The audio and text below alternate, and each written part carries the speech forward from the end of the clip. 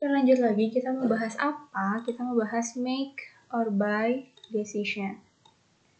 Ya Allah, salah. Make or buy decision. Sini ada insourcing versus outsourcing gitu ya. Kalau outsourcing itu apa? Dia beli dari vendor lain, purchasing goods dari outside vendors daripada kita insourcing. Insourcing itu apa? Produksi barang yang sama atau menyediakan pelayanan yang sama dalam organisasi kita. Intinya kita mau beli apa mau bikin, mau beli apa mau bikin sendiri gitu, sama-sama aja. Nah, kita lihat lagi ke bawah. Contohnya itu di sini nih, lihat ya. Ada sebuah company. Dia ngapain?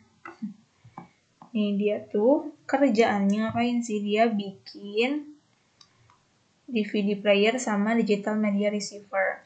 Nah, katanya dia itu mau berencana produksi 250.000 unit dalam 2000 batch, di mana dari satu batch-nya itu mengandung 120 batch-nya itu dia bikin 125 unit. Jadi 250.000 itu dalam 2000 batch ya. Nah, variable batch level cost itu 625 per batch.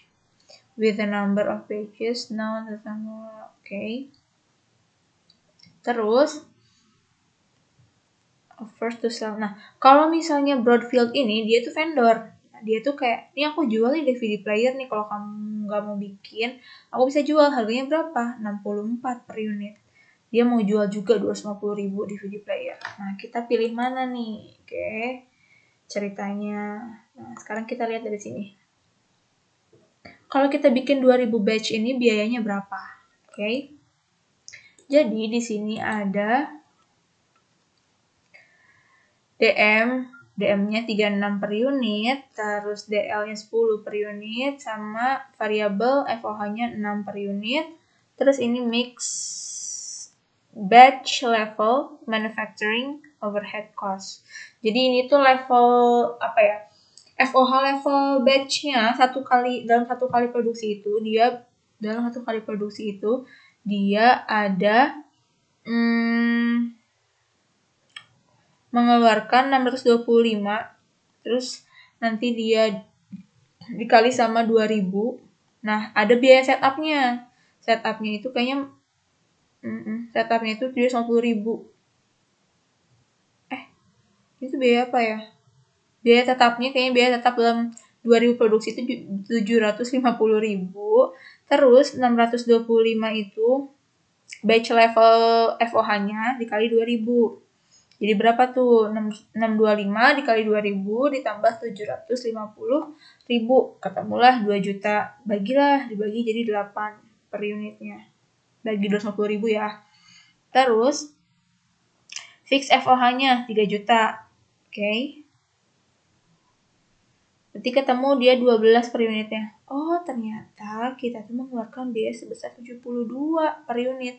Tapi kalau kita beli berapa? 64. Oh, berarti kita lebih untung beli nih. Ini pikiran awal ya. Belum kita analisis ceritanya. Oke.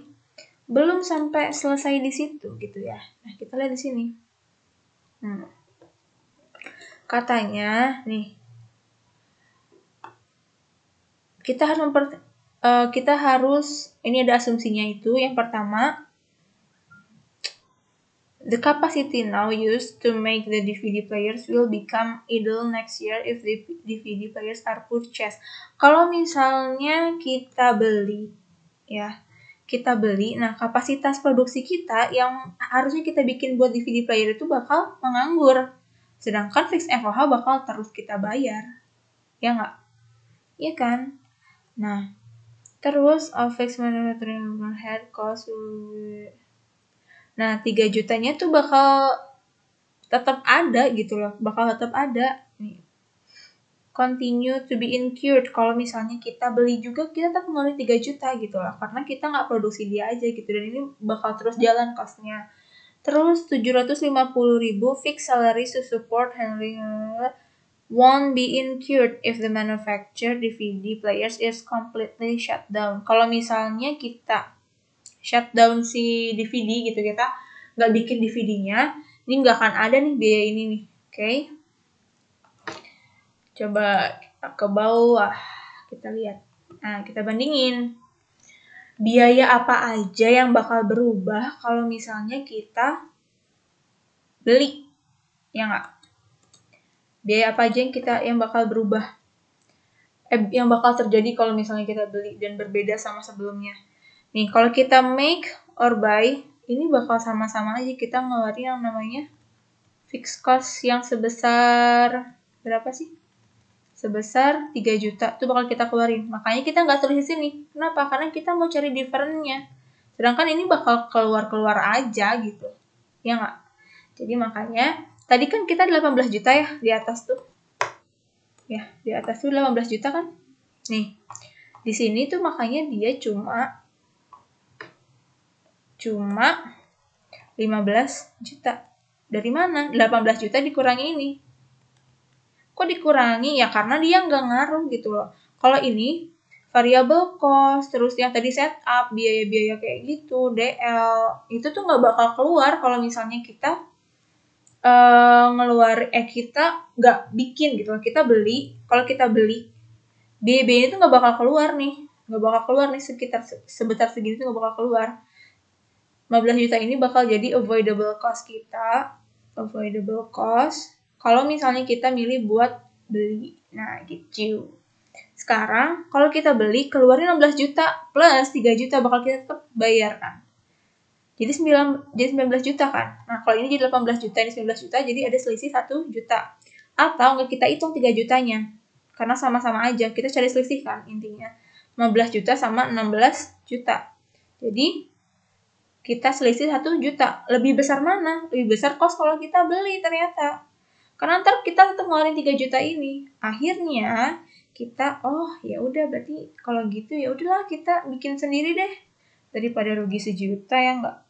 Gitu teman-teman. Dan nanti kita next satu lagi deh ya, satu contoh soal lagi.